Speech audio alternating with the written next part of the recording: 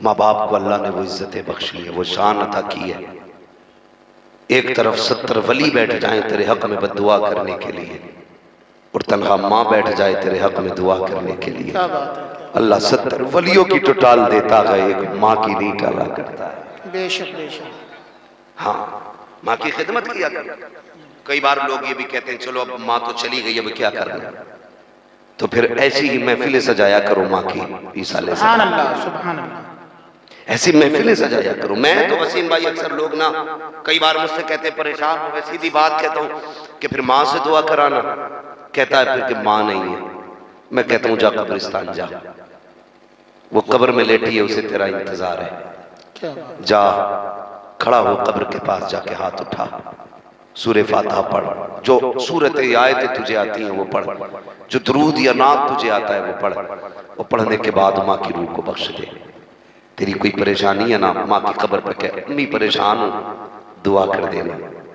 खुदा की कसम जितने माँ बाप जिंदगी में काम आया करते हैं उससे भी ज्यादा मरने के बाद काम आया। बेशक बेशक सुभान अल्लाह। लेकिन हमें वक्त ही कहाँ है माँ बाप की कब्र पे जाने का, वक्त ही नहीं। साल में 2 दिन ऐसे आते हैं जिसमें जवान अक्सर कब्रिस्तान जाया करता है, शबे कद्र और शबे बारात।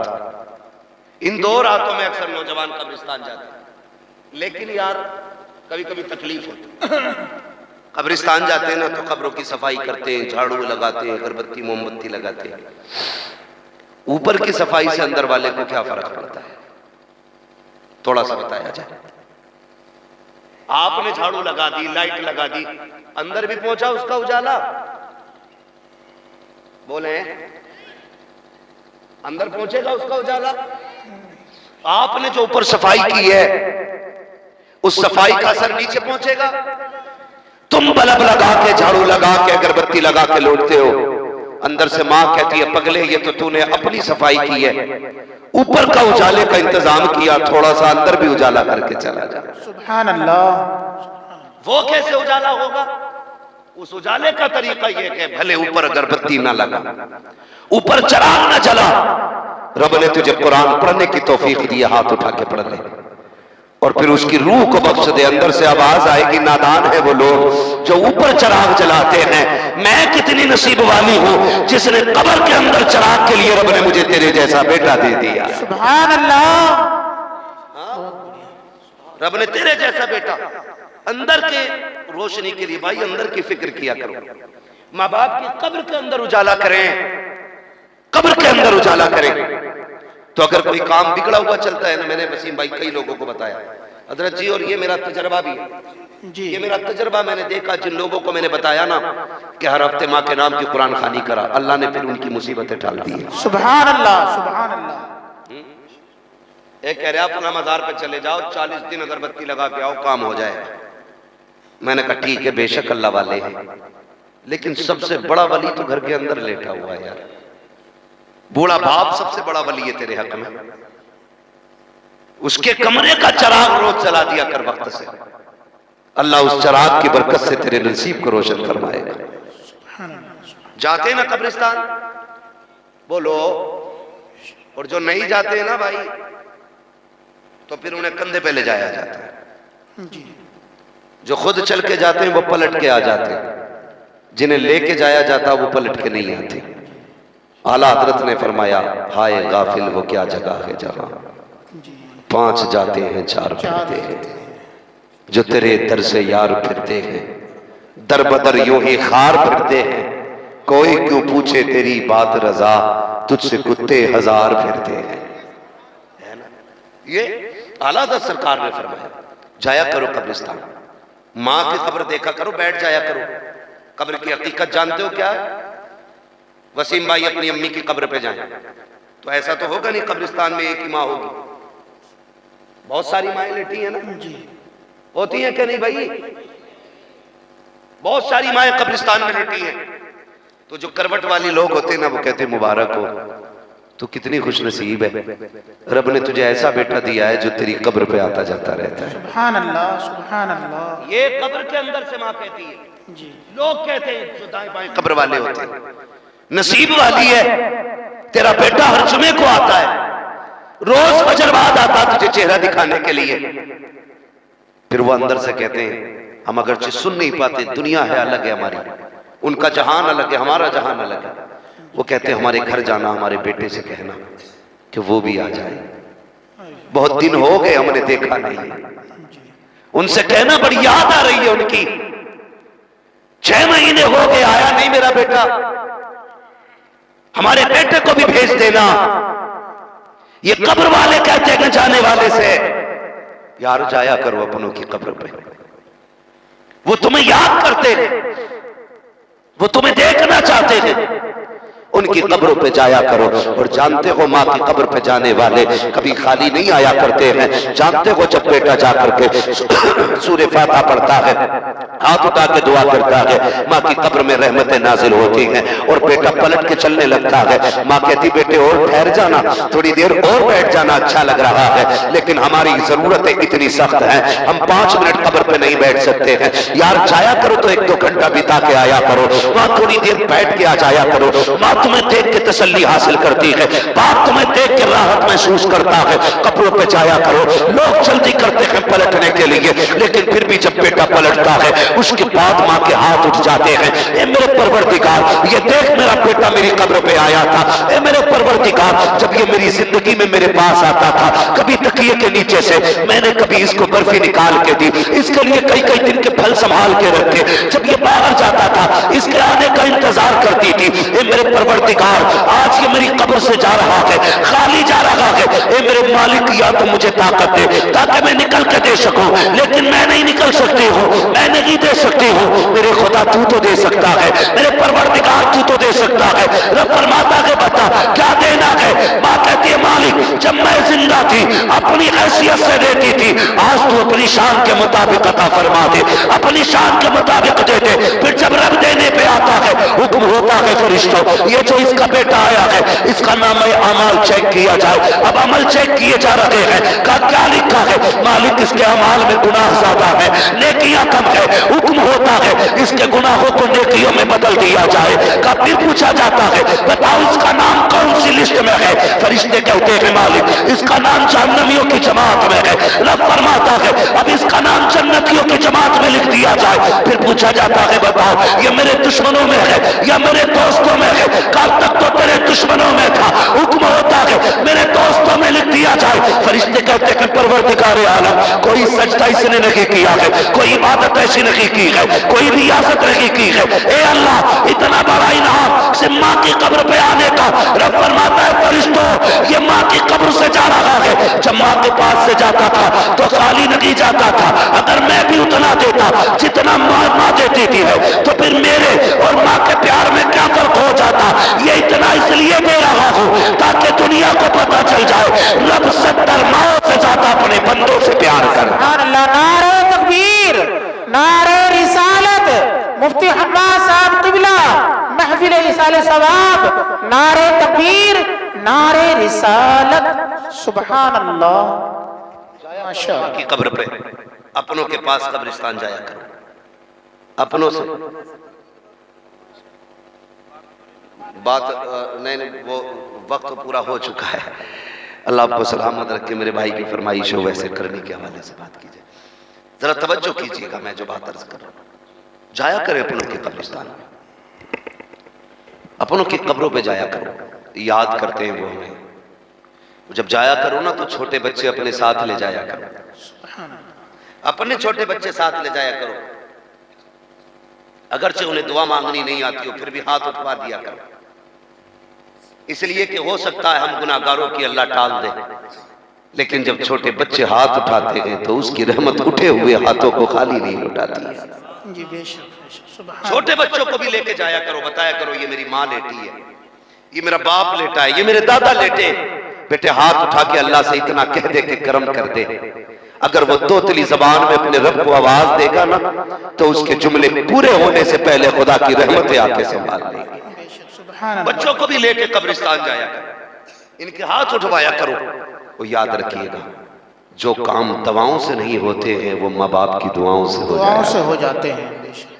हाँ, माँ बाप की दुआओं से हो जाया करते हैं। बंदा कह रहा मैं अमीर हो जाऊं, कोई ताबीज दे दो, अगर हमारे पास अमीर होने का तावीज होता ना तो अडानी अंबानी से ज्यादा दौलत हमारे पास होती। जी सही बात है। हम तो सारी तावीज डाल लेते मालदारों में, बेशक सारी तावीज जानते हैं, है ना। लेकिन सुनिए, अमीर होने का सबसे बड़ा वजीफा यह है अपनी कमाई अपने माँ बाप पे लुटाया करो। क्या बात है, वाह सुभान अल्लाह। अपनी कमाई अपने माँ बाप पे खर्च किया करो, यह अमीर होने का सबसे बड़ा वजीफा है।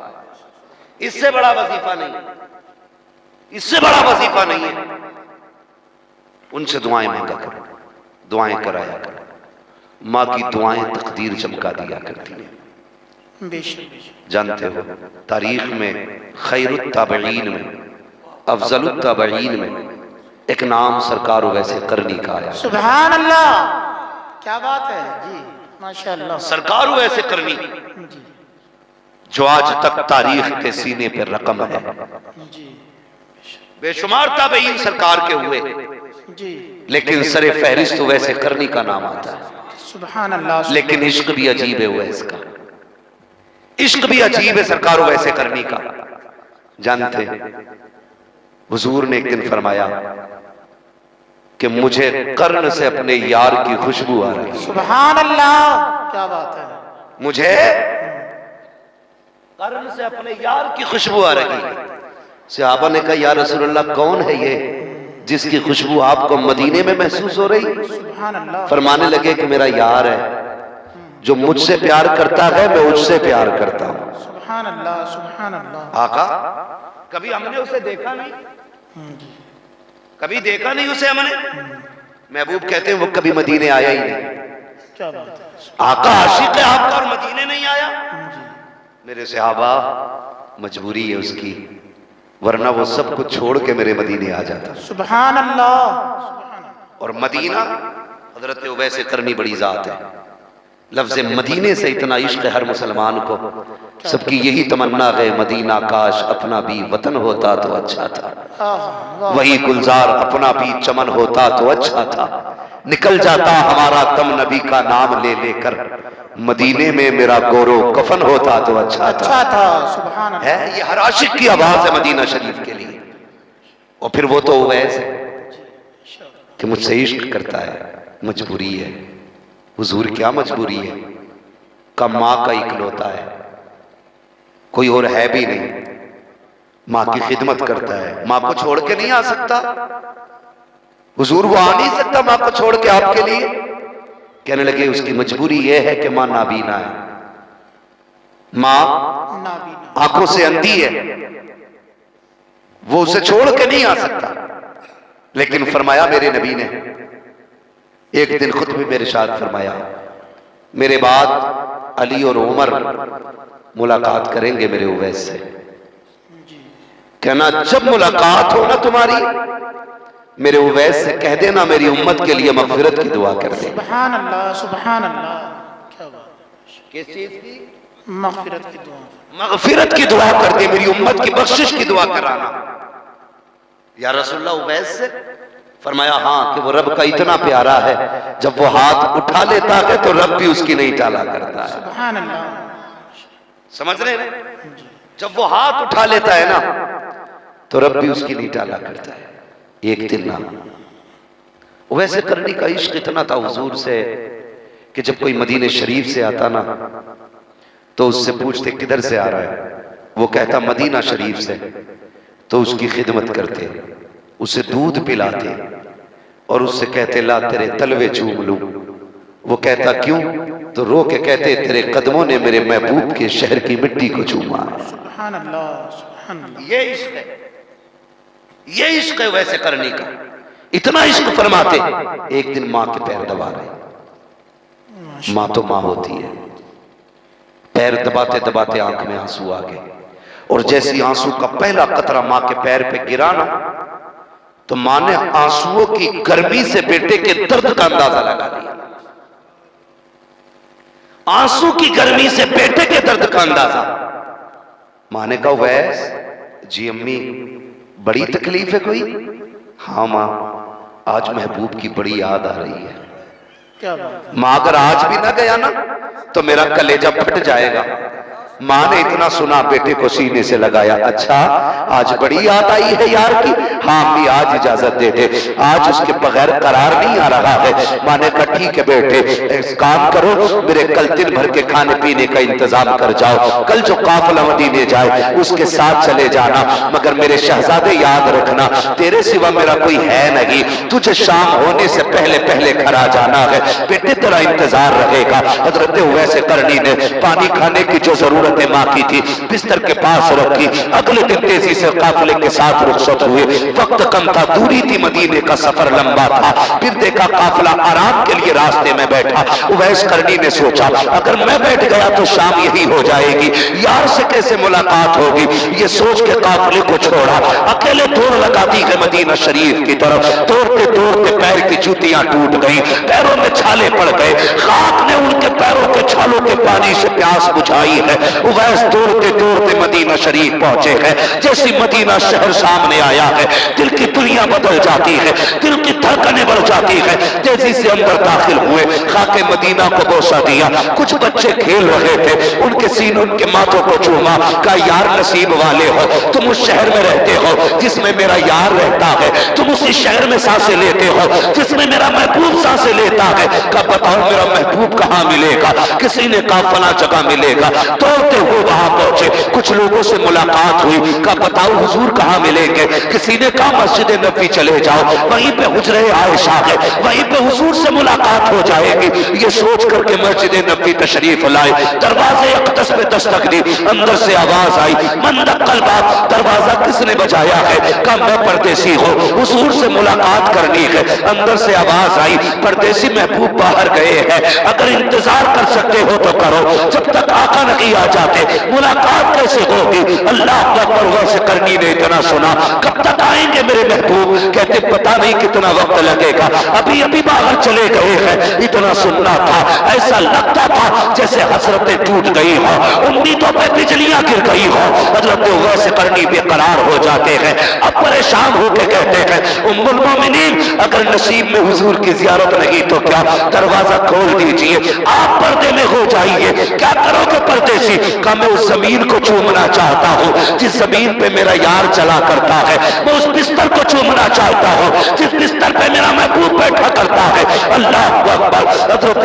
हजरत आयशा सिद्दीक़ा फरमाती है उवैस करनी अंदर आए। आने के बाद मैंने देखा कभी वो दीवार को चूम रहे थे, कभी मेहराब को चूम रहे थे, कभी सुतूनों को चूम रहे थे, कभी हुजूर के बैठने वाली चटाई को चूम रहे थे। मैंने कहा दीवाने अगर इतना ही इश्क है तो ठहर क्यों नहीं जाता। तो दीवाने ने कहा था अल्लाह अकबर का उम्मुल मोमिनीन मजबूरी है, वरना पूरी जिंदगी तो इसकी राहों में बैठ के गुजार देता, पूरी जिंदगी गुजार जाता। रोते हुए वापस जाने लगे। कहते उम्मुल मोमिनीन मेरा महबूब आ जाए तो मेरा सलाम कह देना, मेरे महबूब से मेरा सलाम कह देना। ये कहते उवैस मदीना शरीफ से लौटे हैं। थोड़ी देर गुजरी है कि सरकार तशरीफ ले आते हैं। जैसी आका ने कदम रखा है लंबी लंबी सांसें लेना शुरू की है। फरमाते आयशा बता तो सही क्या कोई आकर के गया है। कहा जी या रसूल अल्लाह एक दीवाना आया था, पुराने कपड़े थे, मिट्टी लगी थी बालों पे, एक दीवाने वाली कैफियत थी। सरकार मुझे ये नहीं पता कि वो था कौन, लेकिन कभी मिंबर को चूम रहा था, कभी बिस्तर को चूम रहा था, कभी मसनद कबों से दे रहा था। मेरे नबी की आंख में आंसू आ गए। फरमाया आयशा खुशबू बता रही है मेरा उवैस आकर के गया है, मेरा यार आकर के गया है। अल्लाह अकबर। इसके कहने के बाद मेरे नबी ने फरमाया उमर जल्दी कीजिएगा, मेरे उवैस को तलाश करके लाओ। हजरत उमर ने दौड़ लगाई। तब तक उवैस करनी मदीना छोड़ चुके थे। दौड़ते दौड़ते शाम से पहले अपने घर पे दरवाजे पे दस्तक दी। माँ तो माँ होती है, जैसी आहट हुई है माँ अंधी थी, आवाज दे के कहती है बेटे उवैस आ गए हो। बस इतना कहना था, चीख निकल जाती है उवैस करनी की। रोते हुए माँ की खिदमत में आए। माँ ने कहा शहजादे अब बता तो सही, जिसकी तू बातें करता है अब तो तू देख के आया है, बता उसका चेहरा कैसा था, उसकी आंखें कैसी थी, उसके लबो रुखसार के किससे सुना, बताना मिला था तो क्या कहा था, जब मुलाकात हुई थी तो क्या हुआ था। चीख निकली उवैस करनी की। कहते माँ मुलाकात ना हो सकी। माँ ने कहा क्यों। कहा जब मैं गया वो बाहर जा चुके थे। कहा बेटे ठहर जाता। का माँ कैसे रुक जाता? तूने हुक्म दिया था सूरज छुपने से पहले आना था। ए माँ, अगर रुक जाता तेरे हुक्म की नाफरमानी हो जाती। अल्लाह अकबर। जैसे इतना सुना, माँ ने कहा जल्दी आ सीने से लग जा। माँ ने बेटे को सीने से लगाया, बुढ़ापे में कांपते हुए हाथ उठाए, वो पुराना आंचल उठाया, कहती मेरे परवरदिगार, मेरे बेटे ने मेरी इज्जत के लिए, मेरी मोहब्बत में यार का चेहरा छोड़ दिया है। ए मेरे मालिक, ये माँ दुआ करती है जगह जगह मदीने वाले का जिक्र हो, वहां वहां मेरे शहजादे का जिक्र होता।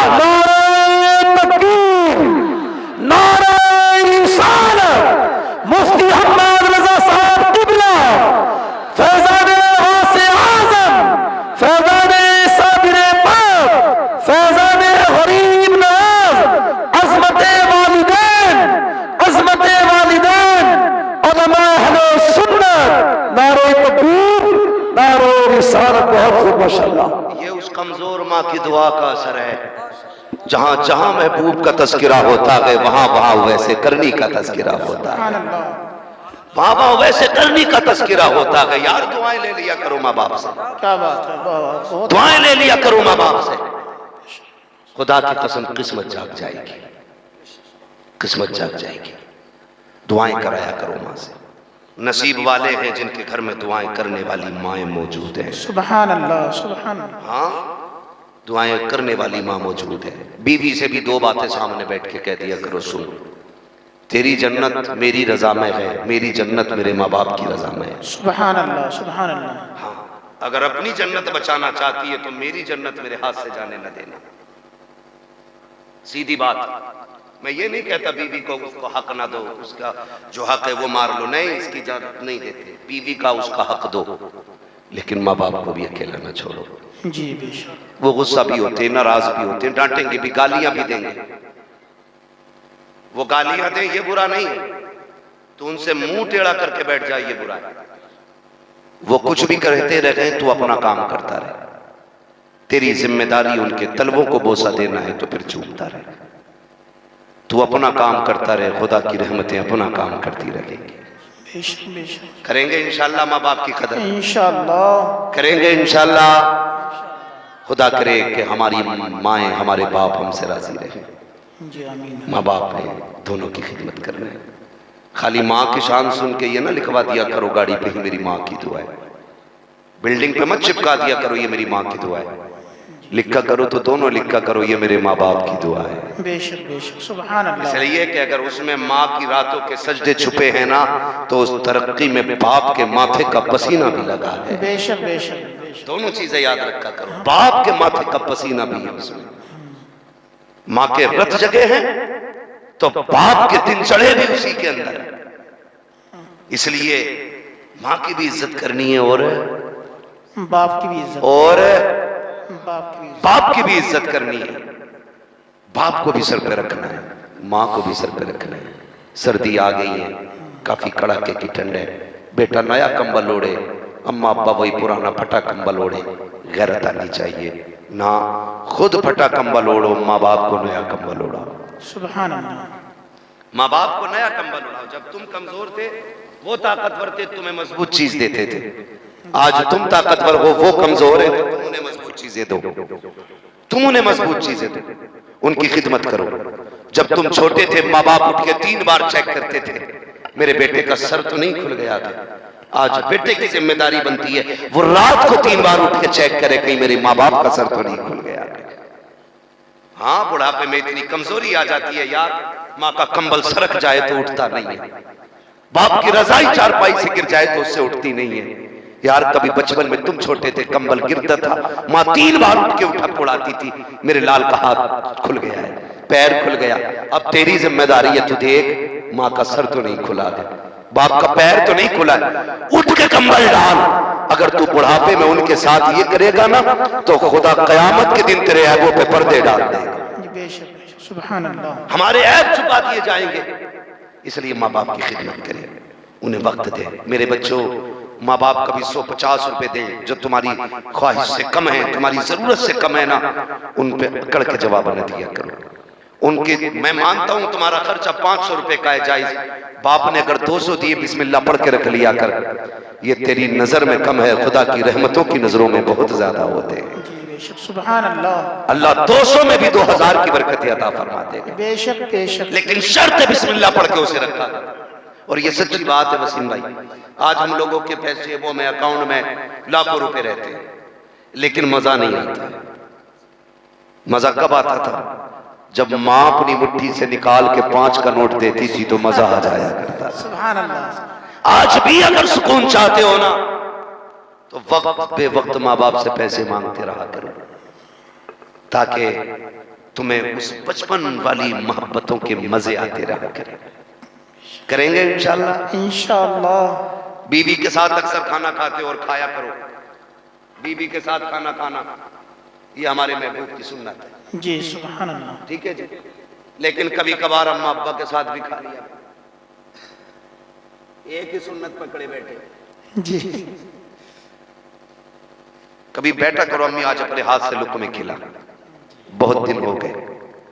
5 स्टार होटल का तरह तरह का वैरायटी वाला खाने में उतनी लज्जत नहीं होती है जितनी माँ के हाथ की चटनी के लुक़मे में अल्लाह लज्जत अता फरमाए। बेशक बेशक सुभान अल्लाह। ये माँ को समझा नहीं जा सकता है, माँ को सिर्फ महसूस किया जा सकता है। माँ को सिर्फ महसूस किया जा सकता है, समझा नहीं जा सकता। कौन समझ सकता? बड़े से बड़ा लामा लेके आओ, बड़े से बड़ा मुफस्सिर ले आओ, प्रोफेसर ले आओ, खुदा की कसम मदरसे वालों ने इस चीज को महसूस किया। जब हम बाहर से आते हैं तो हमारी माँ को बड़ा इंतजार रहता है। छोटे थे तब भी पता चल जाता था बेटे की छुट्टी होने वाली है ना, एक दिन पहले खाने का इंतजाम होने लगता था। मेरे बेटे को ये पसंद है, मेरे बेटे को ये पसंद है। कभी ये आम ऐलान कर, अम्मी अब्बी अब्बा तेरी मर्जी का खाना बनना है घर में, उनकी मर्जी के भी खाने बनवाया करो, उनके साथ भी बैठा करो, वक्त दिया करो। फरमाया गया वक़ज़ा रब्बुका अल्ला तअबुदू इल्ला इय्याहु व बिल वालिदैनि ihसाना।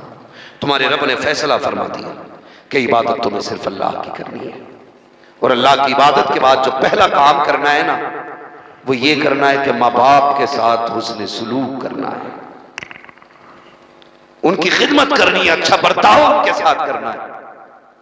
मौला करीम खातून जन्नत सैयदा फातिमा ज़हरा और उनकी अम्मी हजरत खदीजतुल कुबरा और उनकी सास सैयदा आमिना रज़ी अल्लाह तआला अन्हा, मौला करीम इन तमाम पाकीज़ा शख्सियतों के सदक़े में अल्लाह हम सब की माओं को जन्नती बना दे।